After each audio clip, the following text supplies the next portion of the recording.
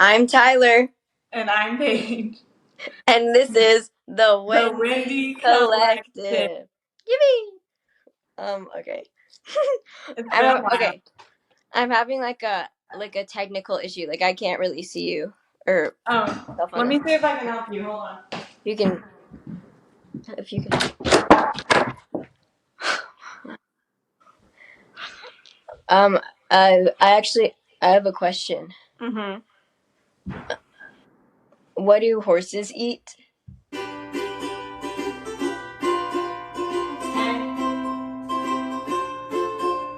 been a while since you've seen our faces. My mom said not to say anything since we have an average of 9 viewers and we didn't even know they played the ukulele, but she didn't say we couldn't sing. So we figured we'd come on here and give an explanation for the past 6 months. Sorry we were gone. Our school lives were insane and we were mentally drained. Sorry we were gone. Do anything we can to make up for depriving fans, of which we have so many. Sorry we were gone. No new content from us is a pretty huge loss, and we don't even groom our cats. Who do you think we are, Shane Dawson? Take it, Tracy.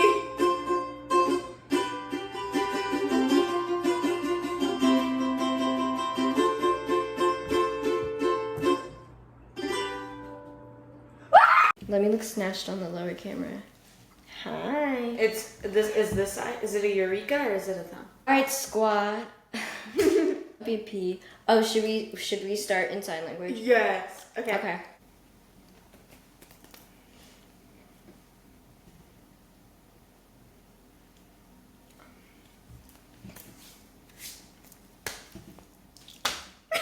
Deaf hearing people, you get everything. You're not getting subtitles for that. Learn sign language. Mm-hmm. You're in Eureka. Paige. And my name is Tyler, and welcome back to the Wendi Collective. Here we go, guys. Welcome back to the Wendi Collective. Did you? Okay, guys, it's not a good cake.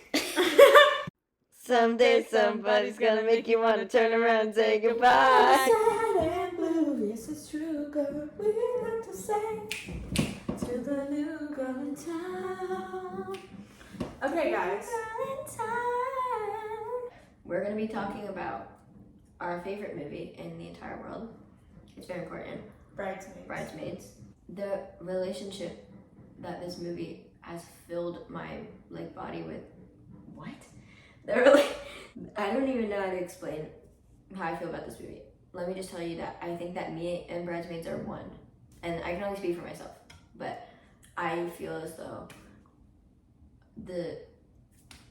so we have DVDs. It's a collection. They sit on my desk. We have a very special thing to get to before we actually delve into that episode. For context, back in December, Greg Covey reached out to us. He said hello. Yes. My name is Jive Miguel. Okay. He said hello. I noticed that you have a bunch of Bridesmaids DVDs. If you want to send them in, Wendi can autograph them. And we said, okay. You did not say that. He was way more excited than that. But we were like, yes. So we sent them in, and Wendi autographed them, and so we have them. We did. And we just wanted to issue a little public thank you. Thank you. 6 months later. We love you. Thank you so much. And we're really happy. And I freaked out. Yes. We're acting composed now, but we were very starstruck and we forgot. We were happy. No, were we already on the phone or did you call me? You were going to bed and then I called you. Yeah, I remember that. Yeah, I was going to bed and turn it in for the night and then he called me and he was like, Paige, you won't believe this. Thank you to Wendi and Greg. That really is awesome and means a lot to us.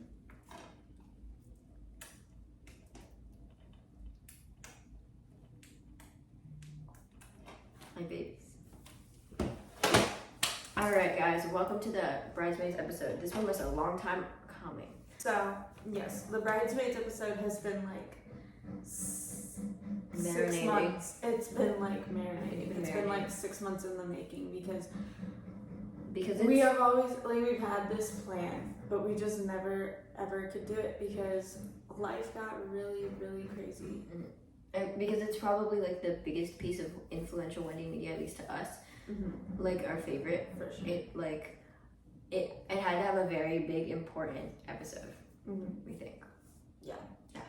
Okay, we're gonna talk about all the aspects of the hit film Bridesmaids, the hit 2011 film Bridesmaids, that we probably have the most connection with. And if you have something to say, please tell us because we want to hear it about Bridesmaids, even if it's mean.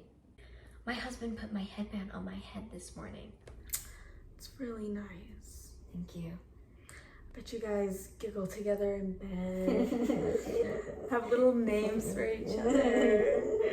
Just tickle each other. It's a little tickle party. Oh, he tickles me till I cry.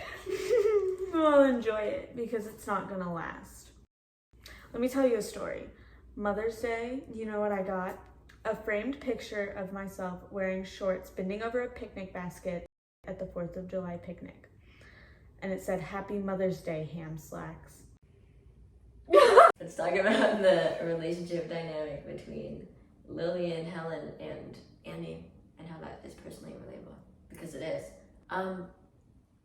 One of the biggest reasons that like Bridesmaids, like in a literal sense, is so like good is like the clear understanding of like relationships and like common like dynamics that it like really just like gets to the audience. And like personally, like when I watch movies, especially my favorite movies, I watch them to like sometimes because they give me a better understanding of perspective. I don't know if that's like stupid, but like when I like see myself in the movie and then see like the experiences clearly outlined, it like feels like more of like not necessarily like a personal experience, because I mean like I don't want to be like, oh, everything's about me, but like it feels like a like very like understanding experience to like watch like something that like I'm currently going through in like a movie, and it's like, oh, this is like how it is.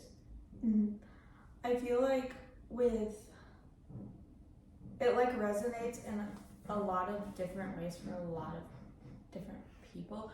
I feel like for us it kind of resonates in the same way because we've both been screwed over in friendships in that way. Yeah. And so it's like we like understand. Yeah. It. And not even, it's like not, it doesn't have to exactly match up to the scenario, but the like competitiveness of especially like female friendships, even if I'm not female, but you know what I mean. Yes. Like especially that's still like the relationship dynamic I have with most of my friends, because that's how I was raised. So like the competitiveness of like specific types of friendships, and like without it being about like being possessive, just about being competitive, that in that way when it's like a 3-person dynamic, like is like so real, and like that like happens. I feel like almost everyone has had an experience that they can so like line up, even if it's not like textbook exactly what happened in the movie, but it's like there's a so lot real. of different parts of that tons of people can like take away from it. Like it's broad in the sense that you don't have to be going through exactly what the movie's like depicting in order to like resonate with it in some way. Yeah. Like everybody's like gone through a similar enough situation, I feel like, to where it's like, oh, you know, there's definitely aspects of the movie that like just click. Basically, moral of the story is, as far as like the relationship dynamics, that is what stuck out to us like first in the movie, because it's like, oh, that's really that's accurate. the thing that I think like I don't want, because I don't want to like speak for you, because like I just like, you know what I mean. Well, I feel like we Like- both have really similar experiences with the movie. Yeah. So anything you said would probably be accurate for me as well. The thing that like really like hooks me in, I guess, is like it's Wendy, but you know, like it's like the dynamic is so real that you just have to be like that, like it like becomes like everything in my life becomes like a bridesmaids analogy or Coke bottle, but like everything. Coke bottle analogy. Coke bottle it works analogy. for literally everything. Everything. It's crazy. Yeah, Anyways. if we ever do If we ever do decide if we ever do a Dan Howell ask us to tell you about that week in March or whatever. Ask us to tell you about in like a year. Ask us to tell you maybe more than that. Ask us to tell you about this week and our past our like 6 month gap. But if you and then I think because also I think that we could do a very too deep to go into influential episode on mental health and that's very speaking for struggles. But I don't think that's now very is the time. Now is definitely Now not is the not time. the time. But But here in like a year, yeah, if you guys want, ask us to tell you about the 6 months gap. And we'll tell you about the 6 we'll month tell gap. you about the We'll 6 tell you about month the gap. Coke bottle analogy, and we'll tell you about the 6 month gap. We have the last episode. So here in like a year, Mhm. we will like go back through, like we'll upload that and then we'll like go through it and Honestly, unless you Watch want it. it now, just comment and say I want the last episode and just beg us. that's But we're not gonna insane. explain it. We're No, we're there's just no gonna leave context. it raw. You can get context in a long time. Okay. Hello. Annie, it's Rita. Oh hi. Listen. I need a trip that I can fantasize forever so that I'm able to have sex with my husband. That's why I'm thinking Vegas. Vegas. Hang on. Hey! Shut your filthy fucking mouths! Sorry. Surrounded by savages. You know, I should probably run. My other line is ringing. You know, I can get cocaine from my hairdresser. So, Okay. as we all know, Yes. our favorite character is Rita. Rita. Yes. Yes. Obvious. Like, that's a given. She's just very iconic. Absolutely. So basically, we were gonna chat a little bit about. We both have bridesmaids shirts. Don't be making faces. We're gonna discuss Rita and Becca. Guys, okay. Hey. Okay. That was Guys. crazy. Okay. Hey. Guys, hey. Hey. Stop. Guys, whoa. Guys. Hey. When I kick this one off, How'd I you feel like like it's this like. Okay. Well, let's just first discuss their subplot line. Okay. Rita and Becca, if you don't know, which you should, because this episode will make no sense if you haven't watched Bridesmaids. They have like a sub Yeah. little plot line that happens only between them. Mm-hmm. They basically bond over, like, Rita is like so sick of her marriage, Mm-hmm. and Becca is like wide-eyed, bushy-tailed, newlywed. So Yeah. she's like Very Very opposite ends of the elated. spectrum. yes, very opposite ends of the spectrum. So they like bond over that, and Mhm. that's like a big Yeah. portion of their like interactions.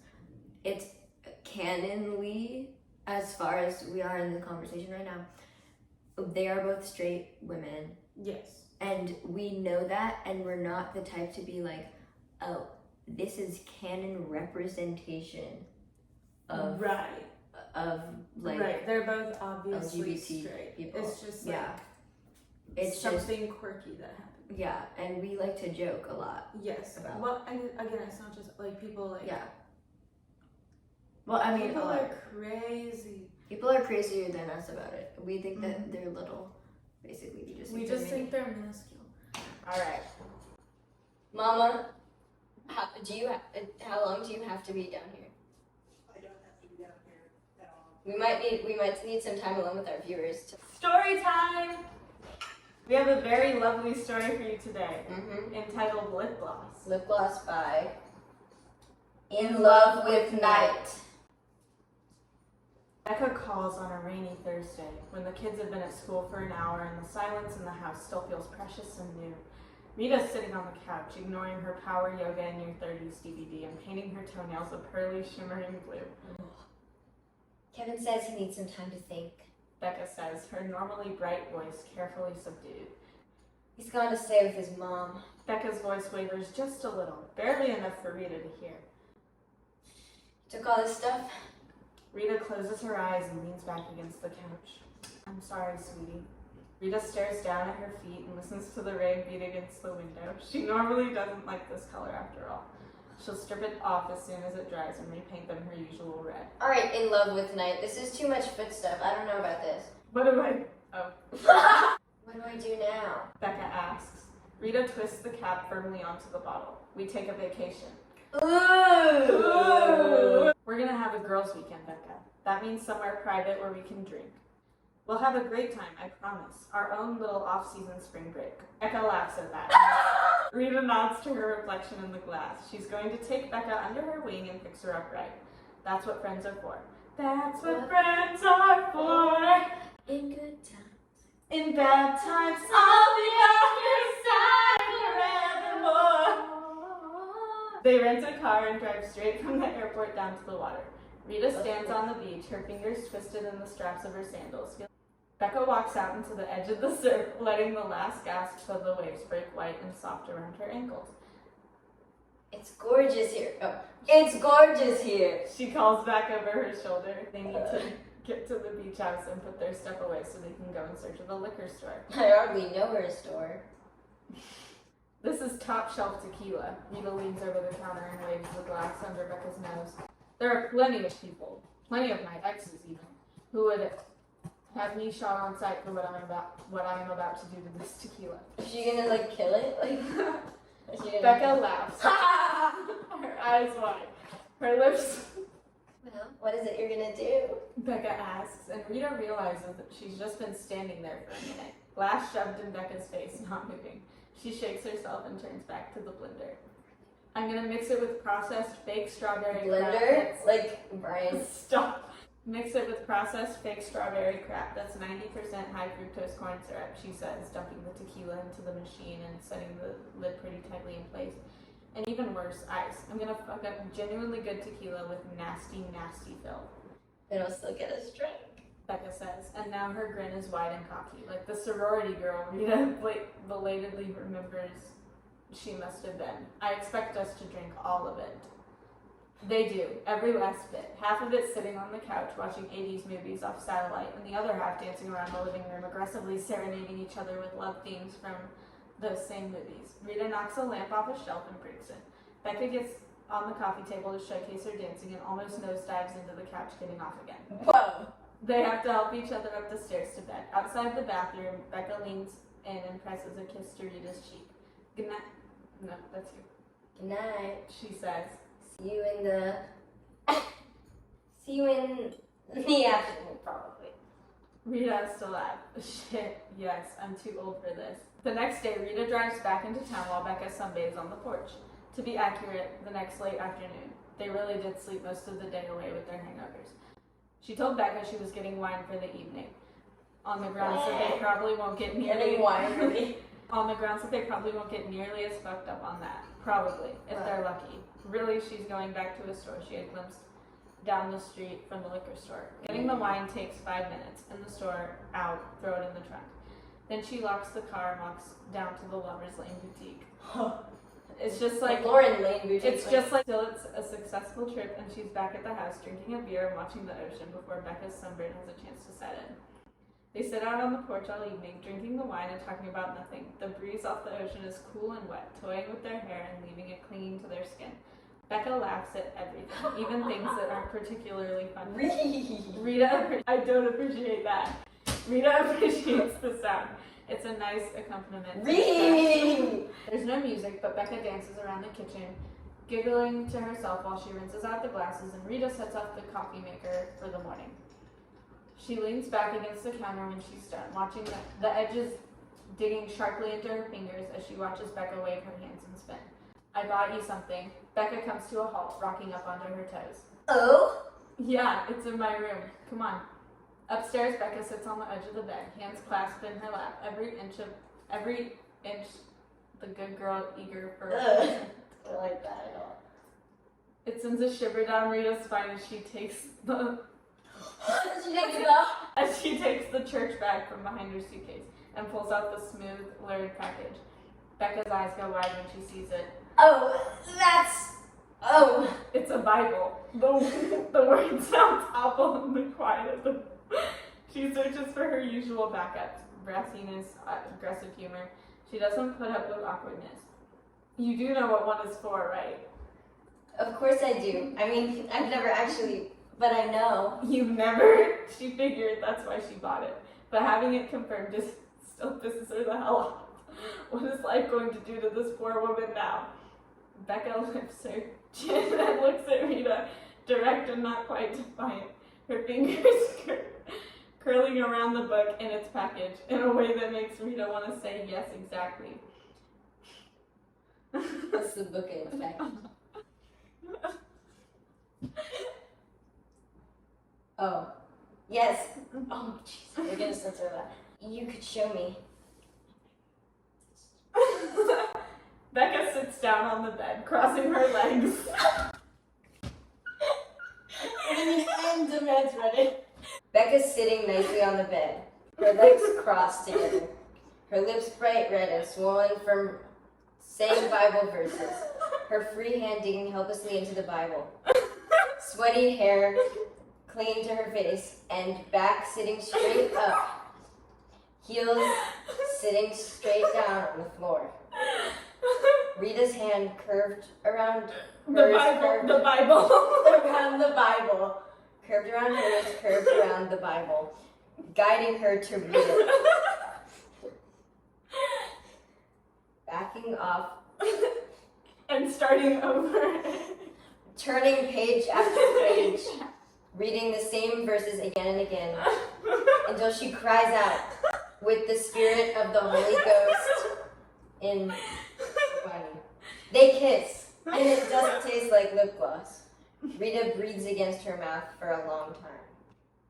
In the morning, they walk down to the water at low tide and sit in the damp, exposed sand, watching gulls swoop down to the water. They have another day before they fly home. Really, us yesterday. They can come here again sometime, once a year. They're on a special vacation. Rita digs her toes into the sand and tells herself not to think about it. It's beautiful here, Becca says. Rita nods but doesn't answer. They fall quiet for a while. The gulls rise and fall and rise. The waves break, a little too far to mean anything. A little too far away to mean anything. Becca reaches across the space between them and curls her fingers loosely around Rita's wrist. Smile! Rita doesn't quite, but she turns her hand in Becca's hold so they can thread their fingers together. Let's give that kudos and The end. the end. See, an innocent little story about reading the Bible. About two girls discovering Two young girls discovering Christianity and a newfound love for our Lord and Savior Jesus Christ. Yeah. And I'm bathed in his blood, frankly. Frankly, I'm bathed in his blood. Mhm. So, Cheers. cheers. It's water. Okay, so wasn't that lovely? Mm-hmm. They loved it. You loved it. You loved it. You I'm loved sure it was amazing Yeah. and wasn't. Do you think Wendy reads her fan fiction? I don't know. If I was, I'm not gonna. but first of all, start writing fan fiction about the Wendy Collective podcast. You should, because we'd like to read that. We'll read it on camera. Any of our 9 viewers. Any of our 9 viewers. Any of our 9 viewers. I bring it to myself. you write fan fiction about yourself. That's really funny. Yeah. Yeah. Do you guys ship us? I mean, what other characters? The 9 viewers. What other characters are there on the Wendy Collective podcast? Do you guys ship me in the in the Ian Collective, the first Ian Collective? Do you guys ship it? I think you should. Rita! Annie, I haven't seen you since you graduated high school. She's 3 kids now. 3 boys. Cute. They are cute, but when they reach that age, disgusting. They smell bad, they're sticky, they say things that are horrible, and there's semen all over everything. I cracked a blanket in half. Do you get where I'm going with that? I cracked it in half. We need to speak about the actors and how they play the roles, because guys, I this think- is the thing I could talk about the most. I think if it was really any other group of people, Yeah. this movie would not It'd be different. It would be so different. Yeah. Not saying it would be bad, But it would be different. but it would be different. And I don't know if I would have the think- attachment I don't that think I it would have have. been as successful, as it is. perhaps, because it's just like it's like a once in a lifetime movie, which is why I don't want a sequel, because I feel like it would. Yeah. I don't want to go. I feel because also the story fulfilled everything it needs to be. I couldn't Right. picture There's making nothing- more plot out of the There's story. nothing that needs to be like continued. My brother was saying like he was saying like, oh yeah, there's like every year there's like a few movies that are like just like in infamy, just so good, and Bridesmaids is, he said. Yeah, I feel like if it was any other group of actors or actresses, the movie would just feel so much different. You know, like I feel like it's just like one of those once in a lifetime movies that could only have been pulled off as well as it was with this specific It was also- group of people. yeah. First off, let's talk about the. We can talk about that. We can talk about that. Okay, let's just speak about the main cast. All of them except for 2 are groundlings. So Yes. the groundlings pipeline. Okay, well it's like a lot of them are groundlings to SNL, and then there's Ellie Kemper, which I don't remember what improv she was from, but she was with John Hamm. John Hamm I think was her teacher. So all of these, and improv is such a good form of acting. I'm so impressed. I love improv. That's like my favorite type of acting, and so this amazing improv cast. Most of them are from Groundlings, SNL, and then Rose Byrne, who also does phenomenal. By the way, that was I think her first time improving. They said she was natural at it. I know in the director's commentary Rose Byrne isn't there, but they did they're so sweet. Everyone is so sweet. Oh, I love the director's commentary, by the way, because they're all like, oh, you look so pretty there to each other, and it's like, oh, that's so cute. Isn't that sweet? Because they're all beautiful. They're all such talented, beautiful actors, and you're right about there's no way the movie would have been the same if any one actor was changed. There's just a chemistry between that group Yeah. of people that would not have happened otherwise. And you can tell. And also they talked about too, a lot of them say oh, that's the funnest movie I've ever worked on, because everybody was so happy and having fun. It was a fun place to be on set. And a comedy, it's so good. They're talented, they're so smart, guys. Their brains are so geniusified. What are we doing? And then Genius effect. I want to talk about the actor, the characters and the actors individually. Okay, Melissa McCarthy. Melissa McCarthy, she's just so funny. There's no other, she's perfect at what she does. Melissa McCarthy, yeah. You know? She said she based the character off of Guy Fieri, which I think is really That's funny. really Because in hindsight, that's so smart, because I couldn't tell. If I saw it, I wouldn't have been oh, it's Guy Fieri. I'd be but then looking back, it's oh, you took the perfect amount from this person into your character to make it a whole other type of character. Yeah, Melissa so McCarthy is just so good at what she does. Yeah. She's so funny. She has such good comedic timing. Yeah.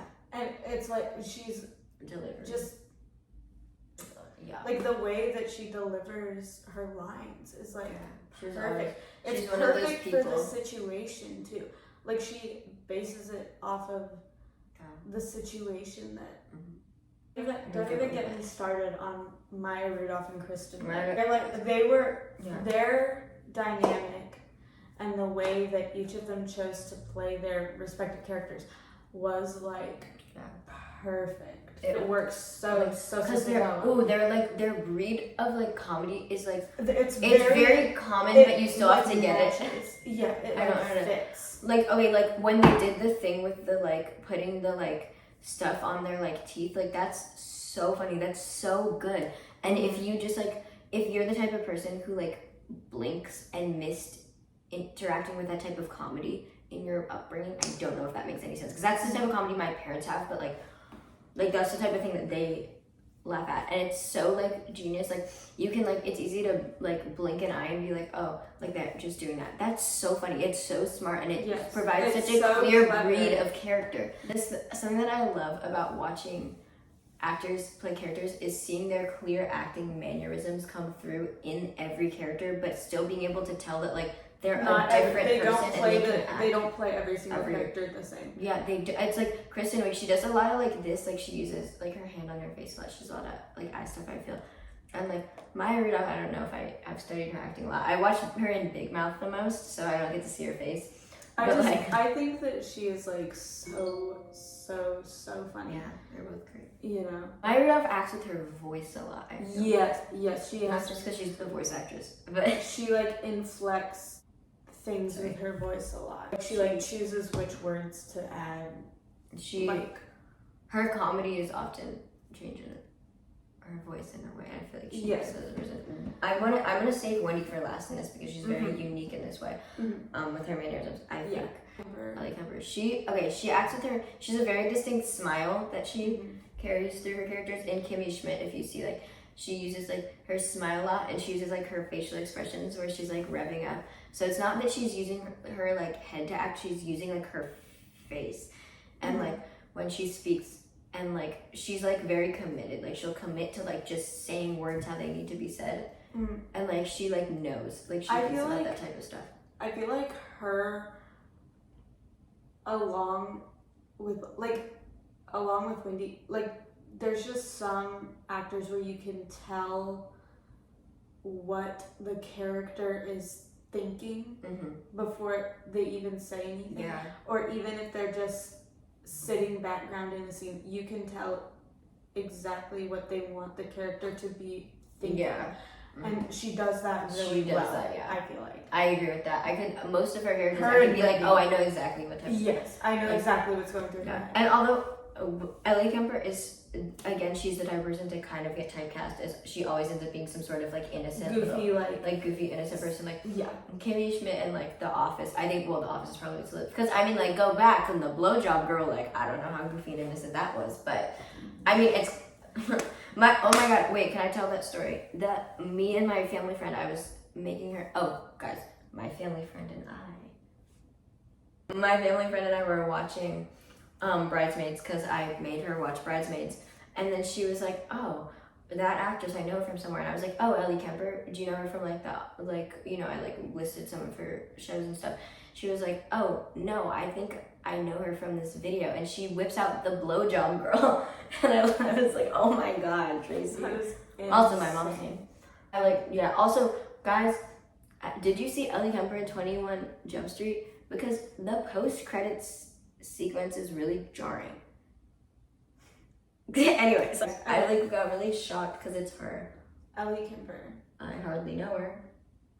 Rose Byrne. Okay, Rose Byrne, her first time improvising. She's the Niecy Nash of the.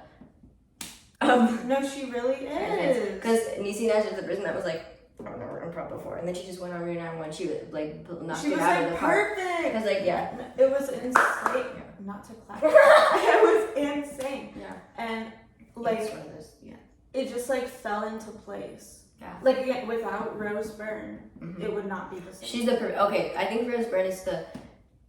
It would I not think be Rose the Byrne, same. although everybody is a perfect match for their characters, I think Rose Byrne is the most perfect, unnegotiable match for her character. Yes. Of Like, Helen. Like no, nobody like else other could people be could Helen. play the other characters even if the movie wouldn't be the same. But I Nobody don't else think could have played. anyone could be Helen in the perfect way like she does. Nobody else could have played Helen like she did and have it still be. And the improv, oh my god! And also like watching like the old them improving too, like from the beginning, like before the movie, like the improving, like not like auditions, but like the improv equivalent of a table read kind of like background videos in the behind the scenes and stuff. Oh my god, they're so good. They're so good. They have so much chemistry. Improvers are geniuses. I love improv so much. It is definitely my favorite. Well, just because it's so like fun. with acting, there's so many different types of like rules. Like there's Stella Adler and like all the different people that like did crazy stuff and like releasing like mosquitoes into the theater to like see if an outdoor scene would be more realistic if there was like mosquito, like that type of like acting. And there's so many rules because you think like, oh, acting doesn't have rules, but then there's always rules. And like as someone who's like a theater student, I like learning like, oh, there's 16 keys and all the, you know, all this stuff and like, oh, doing Shakespeare and like there's so many like rules, especially with like stage acting. And also the teachers are always like, acting is not a laughing matter, it's serious, there's all these rules, you need to learn the rules, which is true, and they're correct, and they're acting teachers and they're professionals. But like with every improv, like not that I have a lot of experience, but like when I went to improv a few weeks ago at the Groundlings, by the way. Okay, guys. Okay, I went to Groundlings classes, and the teacher was like a very different. Because I was afraid, like, oh, like in my acting experience, like you get acting teachers, they're all kind of strict, but or at least like in my experience, this person, the improv class was so like fluid and helpful because the rules of improv are very not simple; they're very necessary, and they make or break a scene. But they're not like these it like allows for a lot more big fluidity. complicated where acting is like, oh, like you have to do this you have to make your character how the other people wrote it. Improv, you're writing your own character and like interpreting the scene, and that's why improv is so impressive and amazing because your brain is like making. I feel like it really does depend on the project. Some projects, it's like necessary to have like a writer. Yeah. You know, like some projects, it's like necessary to have a script and be playing a set. Like you're always playing a set character, but you know what I mean. Yeah. You're playing a character as specifically as somebody else wrote it, following these rules, and sometimes that is necessary depending on the project. But improv is just so. It's just so fun. And for like comedy projects, it's like very, like improv comedy projects are my favorite to watch. Like Reno 911. Yeah. Because also, I love, not to go on a side thing, but in Reno 911, I love how like they kind of brought, because it's improv, the individuals kind of brought the character to the table. Like I know Wendy was working on Clementine in Groundlings, like the adjacent sort of character in Groundlings. Perfect. They're creating this character and they're given a lot of fluidity and freedom. Well, and the thing is too, is it's like, And it pays off. how brilliant do you have to be able to create your own character, stick to that character, know your character without it morphing into just yourself? Mm-hmm. Is the thing. Yeah. Like, I feel like it's so easy sometimes to like just be completely yourself in improv and forget that you're playing a character. It's like really brilliant. Tyler and I did improv games the other day, and it was like I was always being somebody else, but if I wasn't being somebody else that already existed, I was just myself. And then like it's just like not. It's hard something I to can do. Like it's, develop a character on yes, the spot. it's incredibly hard to just develop a character on the spot, which is sometimes what you have to do. So it's like just really with like improv, like it's also like something that you feel like, oh, that'd be easy to cheat, like planning stuff beforehand. So you can't cheat, you just have to like go and you can't plan. And like even if you're afraid and you're like, oh, I'm just gonna use planning as a crutch, it's still gonna be more difficult for you than it is to just go in and try to learn and like break out of that. well, because even if you are standing off to the side waiting and you like formulate this little plan in your head of how you want things to go, that can be worse for you in the long run, because if somebody else doesn't choose to do what you had hoped that they would do, it's harder for you to go along with that, and you can break. Also, improv is a collaborative effort. When you think about it too much individualized and like planning, it's like the point is you're building off of the other person, which is why everything is true. And that's why like yes and is like a thing, because like if you say no, you're giving the other person nothing to work off with. Because improv, you're creating a story based off what the other person said. Yeah, because I also with the planning, I noticed myself doing that the other night when we were. It's hard not to. It's hard not to, but then if you do, you're like, okay, I have an idea and here's what I would like to happen. And if you like bank on that too hard, then it will fall apart, because if the other person doesn't do what you wanted them to do, then you're like a fish out of water. Because you didn't think of anything It else. can break the scene. Yeah, because like that's the thing. You just have to like get out of the mindset that you're the one who's who's calling all the shots in the scene for your own self, and just like try to like use the other person. Anyway, sorry. Oh yeah, getting to Wendy finally on the mannerisms acting sort of thing, guys. There's more to Wendy than there's. Okay, when you see most actors in media playing characters, they're playing the character. So they're making themselves into the character, if that makes sense. And talented actors are able to transform into the character, and that is totally fine. And then even like actors that get typecast a lot, they still are playing a character and not themselves. Where Wendy is at least from what I noticed, I feel as though she injects the character into herself, rather than, so the character is kind of playing her, and I don't know if that makes any sense. And maybe it's because she's someone with very clear mannerisms, but she's an incredibly versatile actor, because she can make the character be her rather than reaching out to perform and conform to this character, especially since she does improv. She can put the character, she can have the character play her, and I don't know if that makes sense, but you'll notice that she does not get typecast. I mean, she's typecast as a mother a lot, but she has vastly different characters, and then you realize all of these characters are similar in a very great way, because she has the same mannerisms and often has she always has the same nails. She acts with her hands a lot. She does. There's a lot. She has very aunt mannerisms. She's very an aunt in the way that she speaks and acts. Yeah, she's like that. Yeah, she's like that. We square up. She's like, I haven't seen you since you graduated. yeah. You need to put your Don't arm put it in my armpit. I'm stretching. She is herself. I don't know that, and it makes it so that she can effortlessly pull off, I think, practically any character. That's real. Even Kathy from Blush was insane, but in the best way. Okay, hear me out. Because it really, really, really shows her range. Okay. She's a great actress. I think that she's not the problem with that movie. No, I know. I'm just saying, because up until I watched Blush, I was so used to seeing her in endearing motherly roles,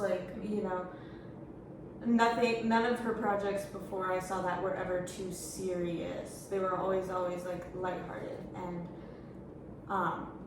her characters, because I had watched Bridesmaids and The Goldbergs and Reno 911, which is definitely a little bit more serious, but it's still funny.